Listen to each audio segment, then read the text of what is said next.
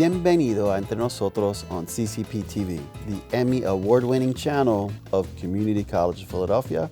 Yo soy tu presentador, Gilberto González, y hoy tengo el placer de tener conmigo Charito Morales. Bienvenido.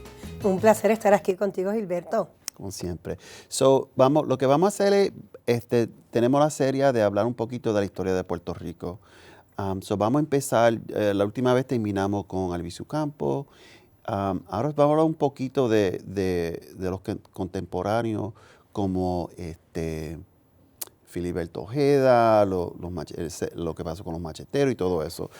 Vamos a hablar un poquito del 1970, cuando los puertorriqueños capturaron la Estatua de Libertad. Dime un poquito. Eso es un tema muy emocionante y muy rico en cultura y en historia, que le han negado a la comunidad puertorriqueña y a los residentes de conocer esa historia del 1970, Filiberto Ojeda, Puerto Rico, Estatua de la Libertad en Nueva York. ¿Por qué tomaron la Estatua de la Libertad? Es un mensaje bien importante y fue un mensaje contundente. Si nosotros somos ciudadanos americanos, ¿verdad? Fuimos declarados ciudadanos americanos por obligación, no por decisión, siempre a tener esa nota aclaratoria. Cuando empezaron a llamar los macheteros, que es el Partido Revolucionario Puertorriqueño, conocido como el PIP, después, empiezan a haber una forma de protesta. ¿Para qué? ¿Por qué? Bien sencillo, estamos reclamando nuestros derechos, que por naturaleza nos correspondían. Estábamos siendo tratados tan injustamente, especialmente cuando los puertorriqueños viajaban para la ciudad de Nueva York. No nos querían dar los servicios, no nos ayudaban, nos ignoraban, prácticamente nos cerraban la puerta pateada en la cara.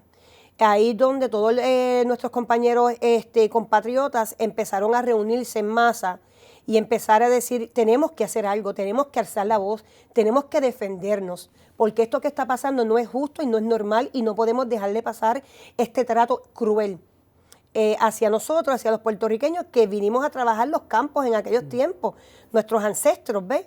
Y así sucesivamente. Había muchas acciones de protesta que pasaron aquí, en los Estados Unidos y en Puerto Rico. Y yo sé que son varios, voy a tratar de enfocarlo un poquito. ¿Cuál fue el primero? ¿Cuando capturaron la Estatua de Libertad o Cerro Maravilla? No, la Estatua de la Libertad fue primero y después el Cerro Maravilla. Vamos a hablar un poquito, ¿qué exactamente cuando pasó en la Estatua de la Libertad? En la Estatua de la Libertad empezamos y prácticamente secuestramos a la Estatua de la Libertad para hacer el llamado que si la Estatua de la Libertad significaba lo que era la libertad libre de expresión y derechos humanos, que por qué nos estaban tratando mal. El símbolo más perfecto y ejemplo que utilizamos los puertorriqueños en defensa de nosotros fue la Estatua de la Libertad. Sí, y eso pasó en New York, pero también en Filadelfia, en referencia a los puertorriqueños en Filadelfia, en el 1958, 59, hubo una batalla contra la policía aquí y los puertorriqueños mandaron 12 policías para el hospital porque el tratamiento del boricua aquí en Filadelfia era bien malo también. Era una campaña a nivel nacional. Nosotros los puertorriqueños fuimos tratados como la peste. ¿Por qué la peste? Porque veían que el puertorriqueño era humilde, el puertorriqueño, aunque no sabía hablar bien el idioma en aquellos tiempos, estaba aprendiendo, pero sí sabía algo bien importante, que hasta el día de hoy lo hemos demostrado, trabajar a acatarnos a lo que era el cambio y empezar a trabajar para poder sustentar nuestras familias, tanto aquí como en Puerto Rico. El jíbaro viajó hacia acá y empezamos a enseñarle lo que hacíamos en Puerto Rico, cómo nosotros podíamos servirnos y trabajar en los cambios de temperatura. Nos adaptamos a un idioma, nos adaptamos a unas reglas que no eran para nosotros, pero que nos las hacían más difícil como decimos en Puerto Rico, de cuadrito. Aquí en Filadelfia hay una historia bien bonita. Y a la misma vez una historia revolucionaria y de hermandad. Los puertorriqueños aquí en la ciudad de Nueva York, también junto a Chicago y a Nueva York, empezaron a revolucionarse porque veían los tratos justos, la mala paga, las horas largas de trabajo laboral era completamente una injusticia, recibían los servicios menos que cualquier otra persona americana. Una de las cosas que a lo mejor el pueblo no sabe mucho es que para esos tiempos, los 70, los 70 y hasta los 80, Claro. había algo aquí que era ilegal, piecework, que eso era que le pagaban por la cantidad de trabajo y no las horas. Le pagaban por el peso del trabajo. Por el peso del trabajo se hace que si tú trabajabas 12 horas, te pagaban por 3 libras que tú sacabas en el trabajo, algo que es completamente una práctica ilegal, y nos estaban tratando como esclavos. Y cuando ya la abolición de la esclavitud había pasado, que eso lo sufrieron nuestros compañeros afroamericanos, y también los italianos fueron perseguidos para aquel tiempo, que eran considerados inmigrantes. Y después, adjúntele a eso a los puertorriqueños. ¿Qué pasó? Que empezaron a dejar el odio tampoco a los afroamericanos y a los italianos, que eran los nuevos blancos modernos, que se hicieron los blancos modernos, y a los germaneses, a los alemanes, y a los puertorriqueños empezaron a tratarlos como la basura, en la pajita que le cae en la leche a las personas, porque se dieron de cuenta que veníamos a hablar menos y a trabajar más, y decían, pues ellos nos van a producir, pero vamos a utilizarlos a ellos como esclavos, los vamos a tratar mal y nos vamos a engrandecer nuestros bolsillos, vamos a sacar una economía utilizando la humildad y el trabajo del puertorriqueño. Por eso fue la revolución aquí en la ciudad de Filadelfia, especialmente en el área de Giral, donde vivían los puertorriqueños en aquel tiempo. Ahora estamos congregados en diferentes partes de la ciudad de Filadelfia, básicamente en el norte, entre las calles Lehigh hasta Giral, pero la población cambió. El mapa cambió y el poder entre los puertorriqueños, que empezaron a aglomerarse y a hacer grupos que los llamaron revolucionarios, empezaron a trabajar y a posicionarse en diferentes posiciones de gobierno y de educación, para así ellos entender cuál era el sistema, acapararse al sistema, hacer el cambio y ayudar a los hermanos puertorriqueños que venían de Puerto Rico para que no se sintieran solos. Para caer también en los tiempos de los 70, 80, empezó a crecer lo que era calladamente el Centro Pedro Claver en la ciudad de Filadelfia. Yeah. Así que soy producto del Centro Pedro Claver, claro que sí. Y así empecé yo a empaparme qué era lo que estaba pasando en Filadelfia. ¿Y qué era la diferencia de estar en Puerto Rico? Las leyes eran diferentes, el grupo revolucionario era completamente diferente, pero no ajeno a los que estábamos haciendo aquí en la ciudad de Filadelfia, para ayudar desde la diáspora en conocimiento y el lenguaje a los que estaban en Puerto Rico todavía. Ahora, pasó lo que a la Estatua de Libertad en New York. El secuestro de la Estatua de Libertad. Sí, y por el mismo tiempo, o maybe más después, o maybe en los 70s, 80s.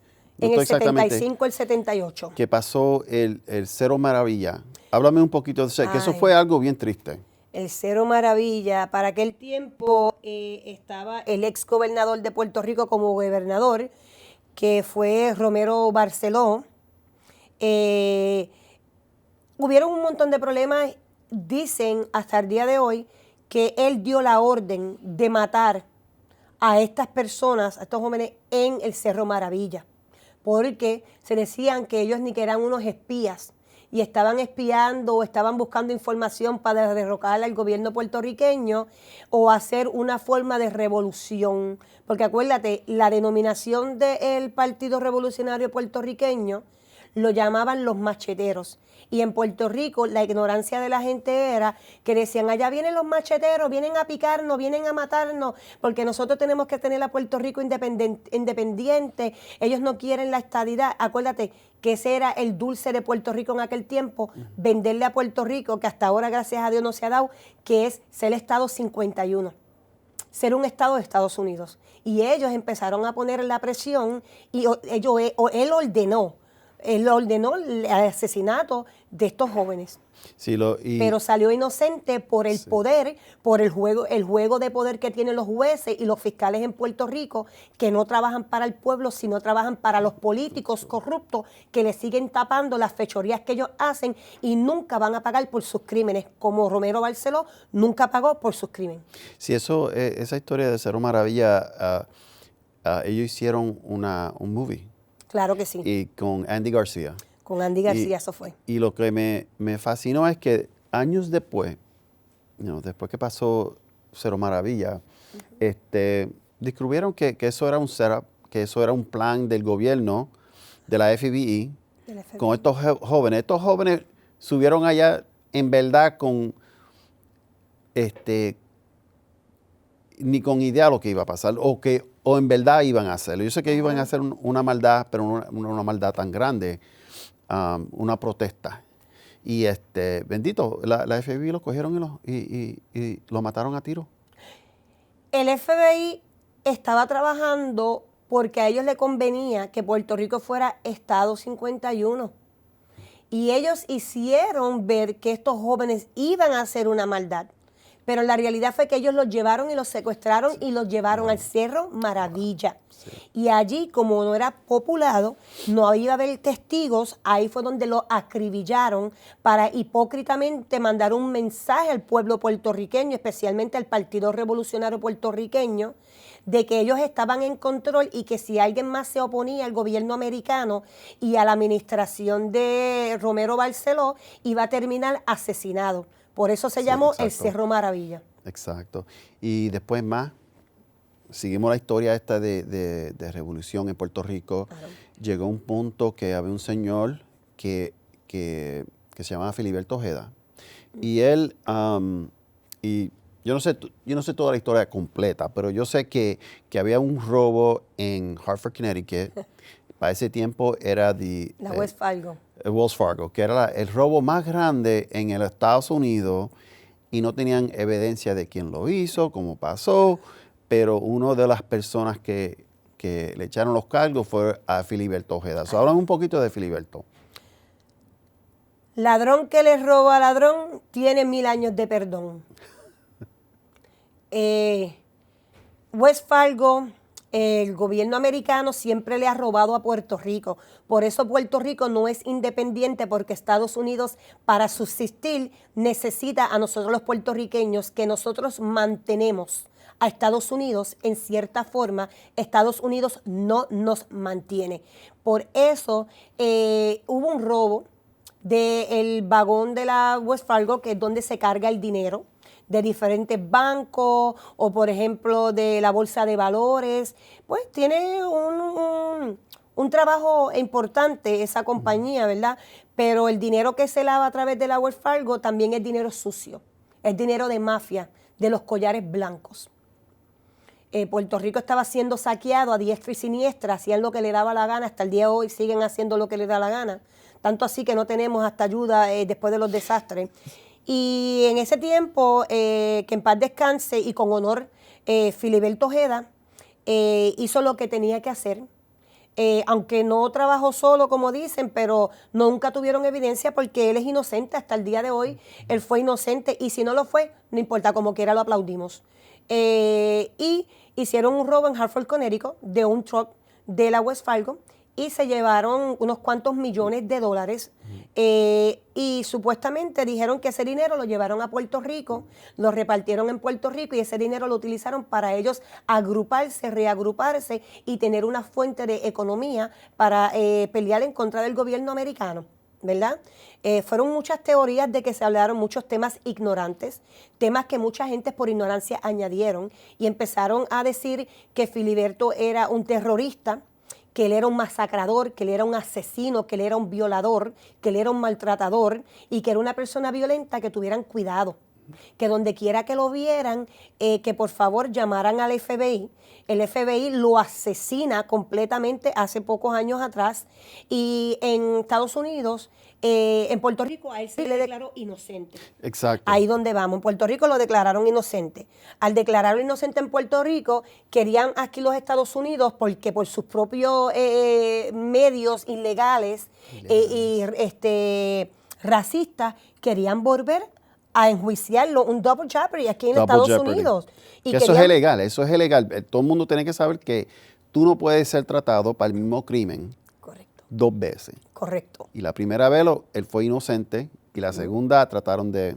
No había prueba Sí. culpatoria, Sí. Era su inocencia y se probó su inocencia en Puerto Rico y vino a Estados Unidos con estos agentes del FBI que son completamente racistas, tenían una agenda en contra de Puerto Rico y siempre la han tenido y querían enjuiciarlo aquí, que decían que Puerto Rico le tiró la toalla, que no, que aquí él iba a ser enjuiciado porque ellos tenían pruebas, la cual no tenían, lo que querían era inventarle casos, porque acuérdate, ellos vienen ya con enojo. Desde Pedro Albizu Campos, ya ellos venían con el ojo machacado, que ellos querían hacerle daño a Puerto Rico, desde Lolita, desde muchos compañeros y también desde Oscar López, ya ellos tenían esa piquita con Puerto Rico Ahora, y querían, y se las desquitaron asesinando vilmente y cobardemente e ilegalmente a Filiberto en Puerto Rico. Sí, sí. Gracias por todo esto. Y nosotros vamos a seguir ese tema de Puerto Rico y la historia de Puerto Rico en otro episodio. Pero vamos ahora a empezar a hablar un poquito de los terremotos que están pasando en Puerto Rico, informarle al público de qué exactamente está pasando con estos terremotos.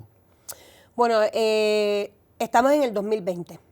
El 28 de diciembre del 2019, Puerto Rico empieza a tener unos sucesos sísmicos, movimientos sísmicos telúricos en Puerto Rico. Hasta el día de hoy, que estamos en enero 13, tenemos un problema gravísimo. La isla del Encanto sigue temblando, no ha parado los temblores.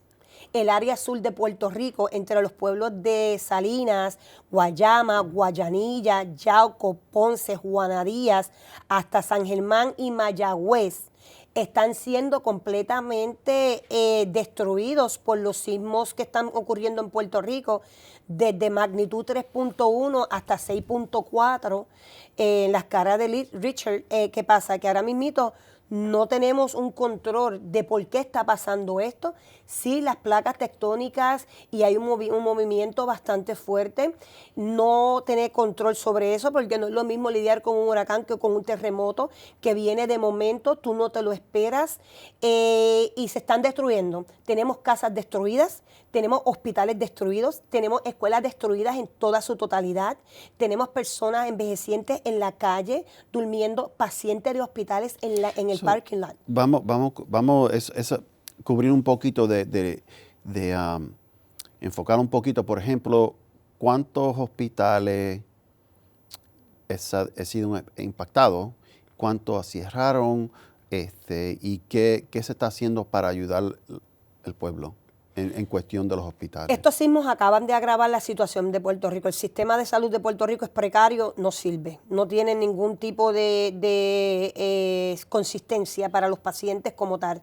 Ahora, agravando la situación, el sismo que está ocurriendo, los sismos que están ocurriendo, tenemos varios hospitales en Ponce que están deshabitables. No se puede trabajar dentro de estos hospitales porque no son seguros.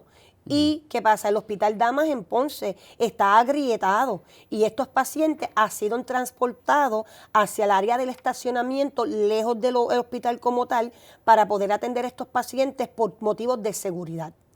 Temen por su vida, temen que el hospital no esté seguro, no está seguro, puede caer en cualquier momento en un sismo mayor de 6.5 y están ahora mismo transportando parte de estos pacientes hacia otros pueblos del norte, porque el norte no está siendo tan atacado, aunque ha sido Puerto Rico completo, pero Ponce y el área sur de Puerto Rico es donde más fuerte y donde más las estructuras están vulnerables. So, el gobierno o alguien, yo no sé exactamente quién, están haciendo campamentos, los hospitales están están sacando a la gente, haciendo campamentos. ¿Han muerto gente? Sí. Tenemos la última persona que ha muerto, es una señora, una envejeciente de 92 a 93 años, que murió pues a raíz pues del terremoto, deshidratación. Acuérdate que son personas mayores, tienen problemas del corazón, tienen problemas de Alzheimer, demencia, y ella murió a raíz. También tenemos una persona que también tenía 70 y pico de años, murió aplastado en su casa porque el techo de su hogar le cayó encima y no pudo salir.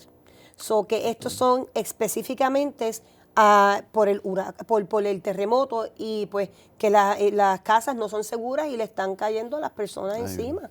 Tenemos casas completamente destruidas, familias que gracias al Señor, ¿verdad?, tuvieron la oportunidad de salir con vida de sus casas. Acuérdate que el terremoto más fuerte que empezó a derribar casas fue el 6 de enero, que el Día de los Reyes Magos en Puerto Rico. Ese día es un día que está marcado para toda la vida, porque estas personas no van a olvidar, y Puerto Rico no va a olvidar las primeras imágenes y la forma de estas familias lograr salir de su casa. Las casas arriba y los automóviles hacia abajo completamente destrozados. Las casas son inhabitables. Ahora, lo que ha hecho la situación bien complicada es que Déjame aclararte algo. Sí. El gobierno aquí no tiene que ver absolutamente nada con la ayuda. La ayuda que están recibiendo los damnificados en Puerto Rico hasta el día de hoy, hasta el sol de hoy, es la comunidad puertorriqueña del norte y de otros pueblos adyacentes, y la diáspora en los Estados Unidos, que ya tenían grupos que estaban reunidos, porque ya esto viene secuela del huracán María, que están llevando la ayuda directamente, se organizaron y han puesto casetas, campamentos, están ellos mismos cogiendo una base de datos. Ellos también están llevando suministros, tanto médicos como comestibles. El gobierno está todavía en reuniones a ver qué va a pasar, cómo van a ayudar a la comunidad, que nosotros no los necesitamos. En verdad, le voy a mandar un mensaje al gobierno. Ellos pueden coger esta semana libre porque el pueblo está trabajando. El gobierno de Puerto Rico tiene que coger la semana libre porque el pueblo está trabajando y ellos estorban. Y no hemos recibido ninguna ayuda del gobierno, especialmente federal, porque el presidente de los Estados Unidos no ha firmado el documento para que le dé el visto bueno a FEMA, que tampoco lo necesitamos, para que empiece a ayudar a la población. Dime bien seguidita, pues hay mucho que cubrir. Claro. Puerto Rico completamente no ha recuperado de huracán María, y ahora tenemos este evento. Gilberto, esto es bien sencillo de entender. Puerto Rico pasó a través del huracán Irma y María, 2017, septiembre 20, una fecha que nunca vamos a olvidar. Fue una fecha desastrosa, dolorosa, que todavía tenemos secuelas del huracán María, que fue devastador en Puerto Rico. Todavía tenemos familias tratando de tener sus casas y sus techos. No han recibido un solo centavo ni del gobierno puertorriqueño ni del gobierno federal. El dinero nos lo robaron y lo utilizaron para una muralla. Estamos luchando que nos den 18 billones de dólares que nos quitaron, que nos robaron, que nos están aguantando ilegalmente. Dime, es que bien seguidita un poquito de los 8 billones, 18 billones. 18 billones. Háblame un poquito de eso, que eso es bien interesante. Los 18 billones vienen en diferentes paquetes que se utilizan cuando hay un desastre. El desastre de Puerto Rico del huracán María ha sido completamente devastador. Ese dinero se supone que sea asignado para el Departamento de Viviendas de Puerto Rico para empezar a levantar las viviendas, los hogares de estas personas que perdieron sus hogares en su totalidad. Completamente HUD, lo que se conoce aquí como HUD. ¿Qué pasa? Ese dinero nunca llegó al destino de las personas que lo necesitan. En Puerto Rico, muchas de las personas no tenían lo que se conoce el título de propiedad, porque viene pasando desde tu tatarabuelo hasta la generación. El trato es de que se muere uno, sigue viviendo la familia en esa. Exacto. Y pues se paga el CRIM en Puerto Rico, el tax, pero no tenemos una prueba que te identifique como que tú eres el dueño absoluto, porque es generacional, es hereditario. Exacto. ¿Qué pasa? Al no tener ese documento, a muchas personas en Puerto Rico ilegalmente utilizaron una práctica vaga el gobierno federal para negarle la ayuda. Tanto así que la persona que le negaba las ayudas está siendo hoy enjuiciada porque se robó y estaban lavando el dinero muchas personas de FEMA que los mandó el gobierno de Estados Unidos a ni que ayudar a Puerto Rico, y ese dinero se los robaron altos oficiales de FEMA. Exacto. So, estamos corriendo corto en tiempo, pero dime un poquito del esfuerzo aquí en Filadelfia. Fili Boricuas, nosotros la diáspora aquí en la ciudad de Filadelfia estamos ayudando a recolectar donaciones, artículos de primera necesidad y artículos que sean de la higiene personal para llegar hacia Puerto Rico. Ya salió un vuelo para Puerto Rico. Estamos mandando 3,000 libras diarias hacia Puerto Rico utilizando una línea aérea y los esfuerzos que nosotros tenemos. Fili Boricua está recolectando aquí en el Providence Center, en el 2557 norte de la calle 5. Estamos en la oficina de Malcolm Quiñara también y Make the Road en Codman. Sí, eso lo vamos a tener en pantalla. Claro. Es Make the Road. Correcto. Y después la oficina de Malcolm Quiñara. Y el Providence Center. Y Providence Center. Eso vamos a tener en pantalla y va a estar pasando. La otra cosa también es la organización de firefighters de Filadelfia, los latinos, también tienen un esfuerzo de recuperar el dinero. Correcto. Sobre la página de GoFundMe. Correcto. ¿Cómo se llama el señor ese? Demetrio. Demetrio. Yes, Demetrio. Él es el que está en cargo de eso. Correcto. Y vamos a estar en el Club Fire. Sí. En el Club Fire vamos a estar el 28 de febrero, que es un leap year. Vamos a estar haciendo lo que es el fundraiser. Vamos a estar haciendo, tenemos música en vivo, tenemos comida, bebida. Traigan las donaciones de higiene personal o de uso de emergencias como flashlight, los wipes, los pampers para adultos. Todo lo que nosotros podemos cargar y las personas podemos ponerlo dentro de unas mochilas para que las personas tengan la mochila, para que si tiene que correr tenga por lo menos 3 días de suministro para poder subsistir en lo que llega ayuda. Wow. Aquí en la ciudad de Filadelfia estamos haciendo este trabajo incansable y no solamente por lo que está pasando en Puerto Rico ahora con el sismo, sino todavía seguimos de pie y ayudando a lo que pasó el huracán María, y nosotros estamos dispuestos a irnos hasta las últimas consecuencias para ayudar a nuestros hermanos en Puerto Rico y mandarle un mensaje que no están solos, que aquí en Filadelfia, Fili Boricua, junto con otras organizaciones, estamos dando la batalla, vamos a seguir luchando, y todo esto es un esfuerzo completamente de la comunidad. Y eso, por fin, yo sé que hay mucho todavía y vamos a tenerte otra vez en el show. Claro. Te quiero dar las gracias a ti y a Fili Boricua por todo el esfuerzo que están haciendo. Es un esfuerzo comunitario y del pueblo. Correcto. Y para el pueblo. Y para el pueblo. Gracias, te doy las gracias. Y que viva la resistencia. Y te veo en The Fire. Gracias por eso claro también. Que sí. Gracias. Esto es todo el tiempo que tenemos hoy en Entre Nosotros. Le quiero dar las gracias a Charito por estar hoy conmigo. Y te quiero dar las gracias a ustedes, al público, por estar con nosotros aquí en Entre Nosotros on CCP TV, the Emmy Award-winning educational channel of Community College Philadelphia. Hasta la próxima.